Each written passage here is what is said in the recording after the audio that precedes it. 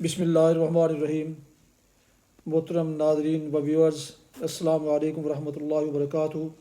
امید ہے اللہ تعالیٰ کے فضل و کرم سے خیریت سے ہوں گے۔ اللہ تعالیٰ آپ کو، آپ کے اہل خانہ کو ہمیشہ اپنی حفظ و امان میں رکھے، آمین۔ راہ ہدایت و نجات کے سلسلے کا ولاگ درس قرآن کا آغاز کرتے ہیں۔ مدرس ہیں جناب قاری حافظ مولانا محمد اقبال صاحب، خطیب جامعہ مسجد نگینہ انصاریہ شیخوپورہ۔ اسے میں اپنے یوٹیوب چینل سے آپ کی خدمت میں پیش کر رہا ہوں۔ اگر آپ نے اسے ابھی تک سبسکرائب نہیں کیا تو پلیز سبسکرائب کر کے، لائک کر کے بیل آئیکن کو ضرور پریس کیجئے گا، تاکہ آنے والے ایسے روحانی اور قرآنی ولاگز جو سراسر باعث برکت، باعث خیر اور باعث ثواب ہیں، وہ آپ تک اور دوستوں تک باقاعدہ پہنچتے رہیں۔ اس سلسلے کو جاری رکھیے، اسے رکنے نہ دیجیے اور آگے سے آگے فارورڈ کرتے چاہیے۔ یقیناً اس کا آپ کو دوہرا اجر ملے گا انشاءاللہ۔ شروع کرتے ہیں درس قرآن۔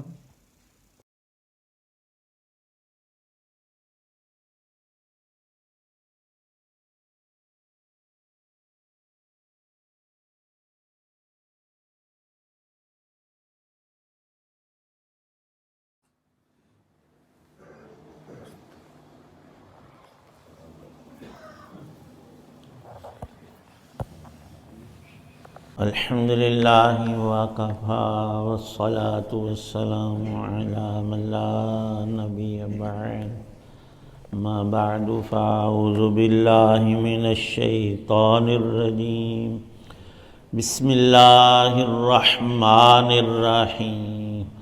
یوم نقول لجہنم هل امتلأت وتقول هل من مزید، وَأُزْلِفَتِ الْجَنَّةُ لِلْمُتَّقِينَ غَيْرَ بَعِيدٍ۔ صدق اللہ العظیم۔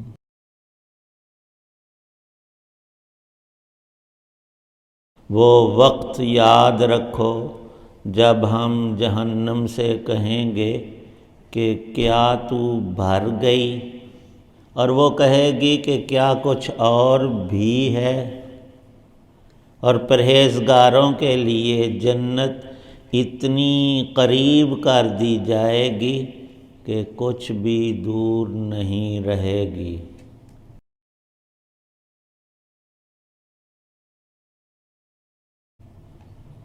سورہ قاف کی آیت 30 اور 31 ہیں۔ اللہ تعالی شانہ نے جہاں بھی اہل ایمان اور ان کی خوش انجامی کا ذکر فرمایا ہے، ان کی ابدی کامیابی کو ذکر کیا، وہاں کفار و منکرین اور نافرمانوں کی بد انجامی، ہمیشہ کی ہلاکت اور بربادی کو ذکر فرمایا ہے۔ یہ کلام اللہ شریف کا طرز ہے۔ موت، اس کی سختیاں، سکرات و غمرات اور احوال برزخ سے ہوتے ہوئے قیامت کی ہولناکیوں کو ذکر کر کے دوزخ کے لفظ اور اس کے بارے میں جو بات اللہ فرما سکتے ہیں کسی انسان کے حاشیہ خیال میں بھی نہیں گزر سکتی، پر اس دھمکی اور ڈراوے جو انسانوں جیسا نہیں، ہم ایک دوسرے کو دھمکیاں لگاتے ہیں، اندر سے خود دھمکے ہوئے ہوتے ہیں، خوف ہوتا ہے۔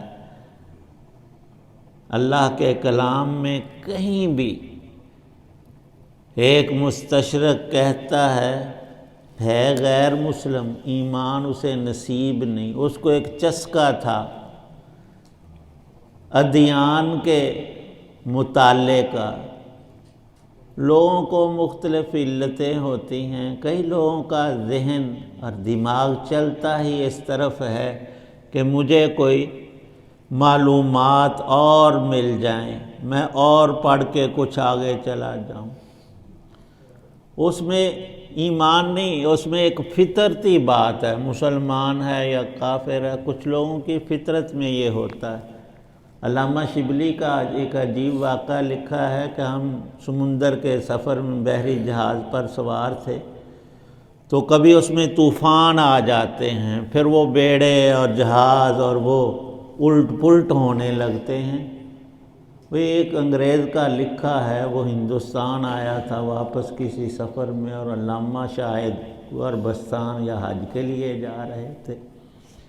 بہرحال فرماتے ہیں کہ جب وہ بالکل ڈاواں ڈول ہوا، جہاز کھولے کھانے لگا، الٹنے لگا، تو وہ پھر بھی اپنی کتاب میں پڑھے جا رہا ہے۔ میں نے اس کو ہلایا کہ ان کو کلمہ شریف آخری عبادت کر لا، ان بچنا کو نہیں، مدعا ہو گیا، بس کام ختم۔ کہتے ہیں اس نے بڑی عجیب بات مجھ سے کہی کہ مر گئے تو مر گئے، انہاں کچھ اس کا اور پورا کر لینے کتاب والا، تو بچ گئے تو پھر تو کم چلتا رہے گا۔ کہتے اللہ کی شان، وہ طوفان تھم گیا اور ہم بچ نکلے۔ اور ایک مستشرق نے لکھا ہے، میں قرآن کو پورے غور اور فکر کے ساتھ اس کے مضامین کو سمجھ کر چلا ہوں۔ ایک بات مجھے یہ بھی نظر آئی ہے کہ نعوذ باللہ وہ تو اس کا مصنف کہتا ہے، ہم مسلمان کہتے ہیں کہ اس کا نازل کرنے والا رب کائنات، وہ کہتا ہے کہ قرآن کا مصنف کسی سے ڈرتا نہیں، یہ رب ہی کی شان ہے۔ اور اللہ پاک نے قرآن میں بھی فرمایا وَلَا يَخَافُ عُقْبَاهَا، میں کسی انسان کو، مخلوق کو سزا دیتا ہوں، ظلم نہیں کسی پر کرتا، انصاف اور عدل، تو پھر میں ڈرتا نہیں کہ اس کو میں نے ہلاک کیا، اس بندے کو، اس قوم کو، اس ملک کو۔ وَلَا يَخَافُ عُقْبَاهَا، بڑے سے بڑا طاقتور، فوجوں پیسے والا کوئی بھی انسان ایسا نہیں کہ کسی کو کوئی گزند پہنچائے، قتل کرے، اور پھر اس کے اندر ڈر نہ ہو کہ اس کے پچھلوں میں سے، اس کے رشتہ دار عزیزوں میں سے کوئی کل کلام مجھ پر حملہ نہ کر دے۔ یہ اندر ضرور ہر انسان کے بات ہوتی ہے۔ انگریزوں کا دور حکومت تھا، انہوں نے بڑے ہی ظلم کیے۔ ایک باغ میں مسلمانوں کے سب ائمہ، اہل علم، قراء، نیک لوگوں کو پکڑ کر پھانسی چڑھایا، سب کے گلے میں پھندے ڈالیں، ہر درخت پر 2 4 لٹکائے ہوئے۔ ایک جلسے میں وہ توپیں لگا کر سینکڑوں ہزاروں مسلمانوں کو وہاں قتل کر دیا۔ وہاں ایک شخص کا باپ بھی مقتول ہوا اس توپ کے گولے سے۔ کرنے وہ کیا، کوئی لڑائی کرنے نہیں، جلسہ کر رہے تھے، ان پر بمباری کر دی۔ اس نے جوان تھا، دل میں ٹھانی کہ اس پلٹن، اس فوج کا جو سربراہ ہے، اس کا سرگنا سارے کام کا کون ہے۔ اس نے وہ معلومات حاصل کی، کوشش میں رہا کہیں میرا داؤ چلے تو اس ظالم کو میں کیفر کردار تک پہنچاؤں۔ لیکن وہ فوج کا یہاں کا سربراہ، وہ اس کے ہتھے قابو کہاں چڑھتا، بڑی حفاظت میں رہتا تھا۔ زمانہ طویل گزرا، وہ ریٹائر ہو کر لندن میں جا کر رہائش پذیر ہوا، یہ بھی کسی نہ کسی طریقے سے وہاں پہنچا۔ اب ریٹائر ہونے کے بعد وہ شان کہاں، وہ حفاظتیں کہاں، وہ حصار تو ختم ہو جاتے ہیں، اور زمانہ بھی کافی پہلے کا، 150 200 سال گزرے۔ وہاں پہنچا اور ایک دن اس کا داؤ چلا، اس نے بازار میں لٹا کر اسے ذبح کیا اور اعلان کیا کہ آج میرا ہاتھ چلا ہے تو میں بدلہ لے رہا ہوں اپنے باپ کا۔ اللہ پاک فرماتے ہیں وَلَا يَخَافُ عُقْبَاهَا، میری پکڑ میں آنے والے وہ تو ہلنے جلنے کے نہیں رہتے، اور اس کا آگے پیچھے سے کوئی مجھے خطرہ ہو، وہ رب ہی کیسا جسے خوف اور خطر لاحق ہو جائے۔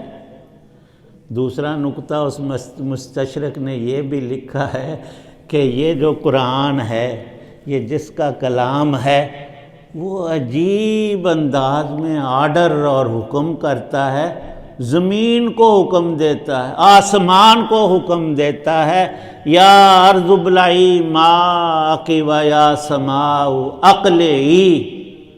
طوفان نوح جب تھمنا تھا، اللہ نے حکم دیا ہے زمین تو نے اپنے چشموں کا اندر کا جو پانی باہر نکالا تھا اسے جذب کر لے، پی لے، کھینچ لے۔ زمین پر پانی ہوتا ہے، آہستہ آہستہ جذب ہو کر اندر چلا جاتا ہے، وہ خشک ہو جاتی۔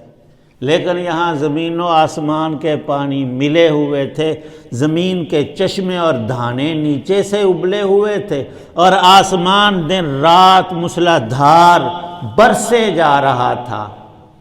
قوم نوح ساری ڈوب گئی، اور محققین لکھتے ہیں کہ ایک ہی دفعہ جب سے یہ زمین بنی ہے، آثار اور انسانی تجربہ عقل جہاں تک جاتی ہے، ایک ایسا دور آیا تھا کہ یہ پہاڑوں کی چوٹیاں بھی پانی میں ڈوبی تھی۔ یہ تو وہ اور قرآن میں تو صاف ہے کہ نوح علیہ السلام نے بیٹے نے کہا، ان کے کنعان نے، انہوں نے کہا اب بھی مسلمان ہو جا، کلمہ پڑھ کے تو ہمارے بیڑے میں آ جا، بچ جائے گا، اس کے سوا لا عاصم اليوم، کوئی ایک بندہ بھی بچے گا نہیں آج۔ اس نے کہا ابا جی آپ کیسی باتیں کرتے، یہ میلوں اونچا پہاڑ 10 20 30 کلومیٹر، اس کے تو نیچے بھی پانی نہیں تو اوپر کتنا آئے گا کہ اوپر چڑھ جائے گا۔ اتنے میں اللہ پاک فرماتے ہیں پانی کی ایک میں نے لہر بھیجی، وہ وہیں پر اس کو غرقاب کر گئی، اندر اس نے لپیٹ لیا، ڈبو دیا۔ حق تعالی شانہ کی شانیں، اور یہ تو دنیا میں ہمارے سامنے ہے، آخرت کی بات جو یہاں فرمائی کہ میں دوزخ سے پوچھوں گا جب سارے کفار نافرمان اس میں ڈال دیے جائیں گے، تیرا پیٹ بھر گیا ہے، رج گئی ہیں۔ اللہ نے دونوں نال وعدہ کیا تھا، جنت سے دوزخ سے، کہ تمہارا پیٹ بھروں گا ایک دن، تمہیں پیدا اور اہل سنت کے عقائد میں صراحت سے لکھا ہے، یہ سب کچھ اس وقت بھی موجود ہے، صرف ایک پردہ اللہ نے ڈالا ہوا ہے، وہ موٹا دبیز پردہ، کہ ہمیں آخرت کی چیزیں نظر نہیں آ رہی۔ جب ہم مرتے ہیں وہ پردہ پتلا ہو جاتا ہے، کچھ جھلکیاں وہاں سے نظر آنا شروع ہو جاتی، اور قیامت آئے گی وہ پردہ اللہ پاک ہٹا دیں گے۔ یہ بات پیچھے گزری، فَكَشَفْنَا عَنْكَ غِطَاءَكَ فَبَصَرُكَ الْيَوْمَ حَدِيدٌ۔ وہ دوزخ جواب دے گی کہ یا اللہ حالے تو کھ نہیں بنیا، کئیاں بندیاں 5 7 8 روٹیاں کھان دی عادت، انہوں بندہ چپا کو پھڑایا کہ لے، وہ کہے گا یہ کیا ہے، سے نہ ہی دیتے۔ عجیب مضمون یہاں لکھا ہے۔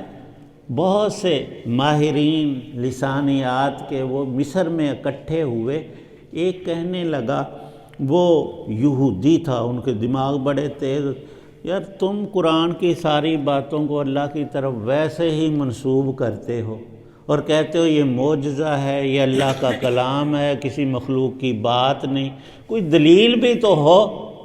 انہوں نے کہا کہ ابھی دیکھ لیتے دلیل ہے کہ نہیں۔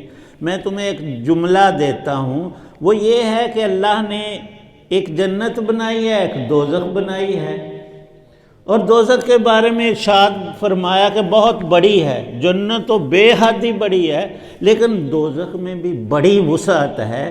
تم سارے یہاں بیٹھے ہو، مسلمان بھی اور غیر مسلم بھی، اور سب مہارت رکھتے ہو عربی کی، تو قرآن عربی میں ہے، ایک ایک 2 2 4 4 جملے بناؤ اور مقابلہ کر کے دیکھ لیتے ہیں کہ بندوں کا کلام کون سا ہے اور رب کا کون سا ہے۔ انہوں نے جلدی جلدی کئی جملے بنا دیے، 10 10 15 15، کہ بہت وسیع ہے وہ جگہ، بہت لمبی چوڑی ہے، بہت گہری ہے، ایسی ہے ایسی ہے۔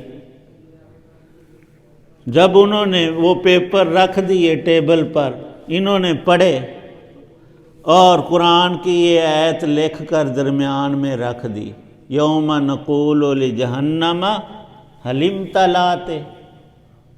قیامت کے روز ایک موقع میں اللہ پاک فرمائیں گے تیرا پیٹ بھر گیا، رج گئی ہیں۔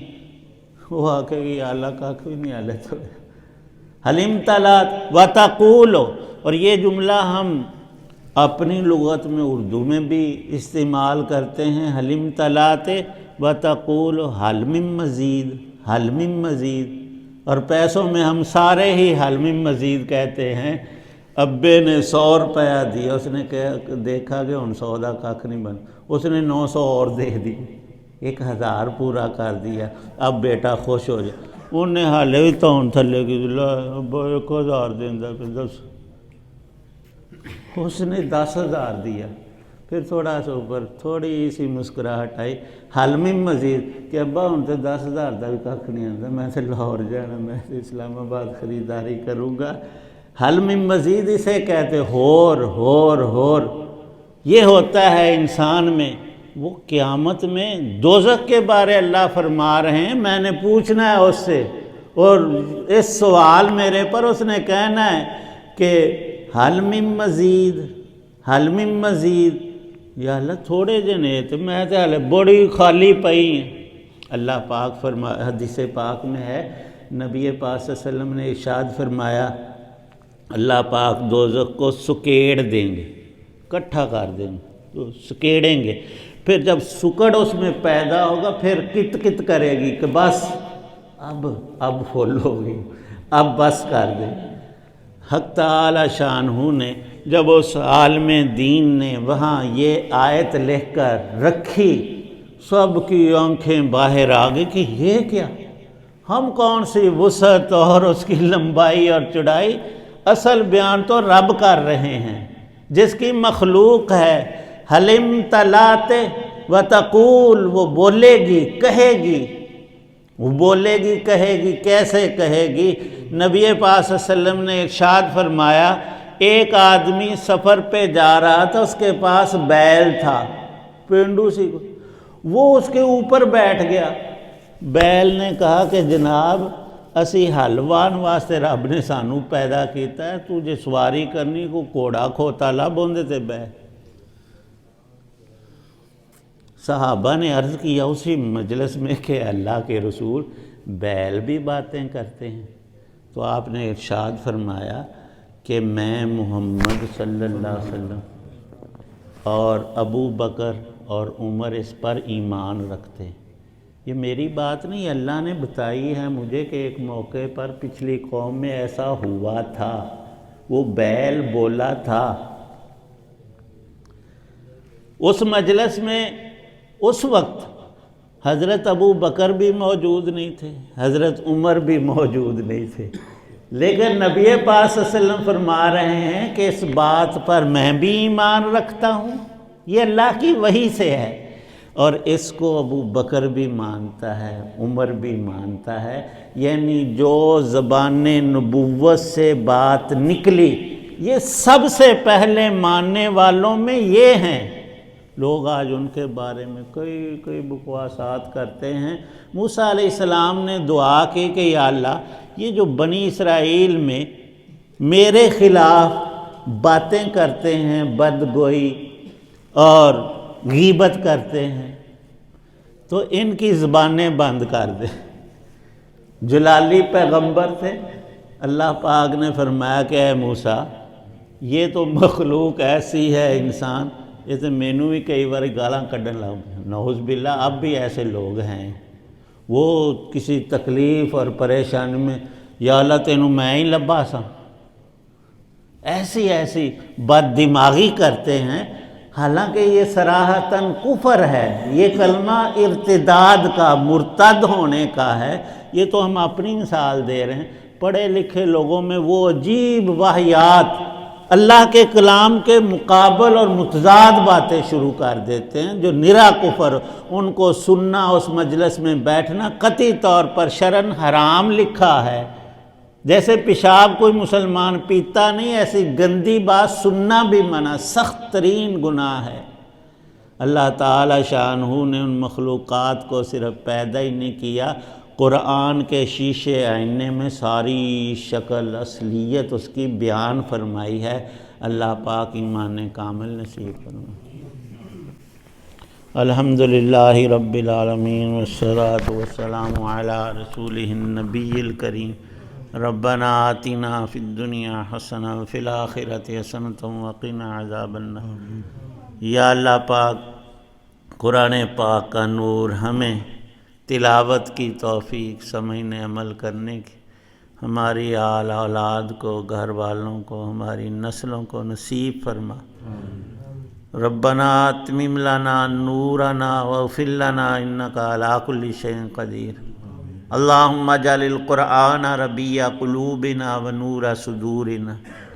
اے رب کریم سب بیماروں کو تندرستی عطا فرما، ہم سب کی پریشانیوں کو دور فرما، نیک دعاؤں کو قبول فرما، حسن خاتمہ نصیب فرمانا، دوزخ سے ہم سب کو پناہ عطا فرما، جنت الفردوس نصیب فرمانا، حساب میں آسانی، حضرت رسول پاک صلی اللہ علیہ وسلم کی سفارش ہمارے حق میں قبول ہو۔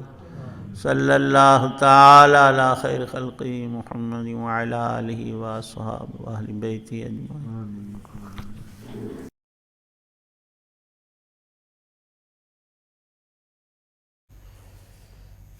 ناظرین و قارئین محترم، یہ تھا راہ ہدایت و نجات کے سلسلے کا ولاگ درس قرآن، جس میں آج سورہ قاف کی آیات مبارکہ 30 اور 31 کی تلاوت، ترجمہ، تفسیر بیان کی گئی۔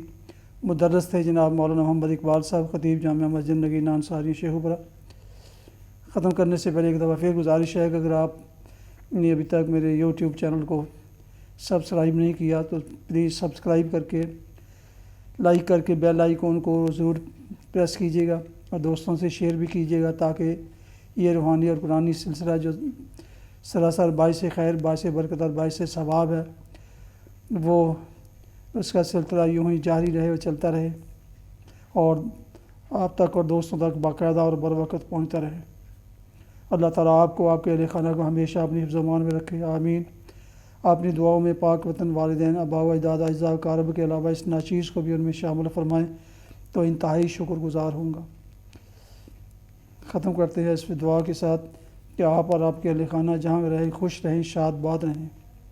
السلام علیکم ورحمۃ اللہ وبرکاتہ۔ پاکستان زندہ باد۔ اللہ حافظ۔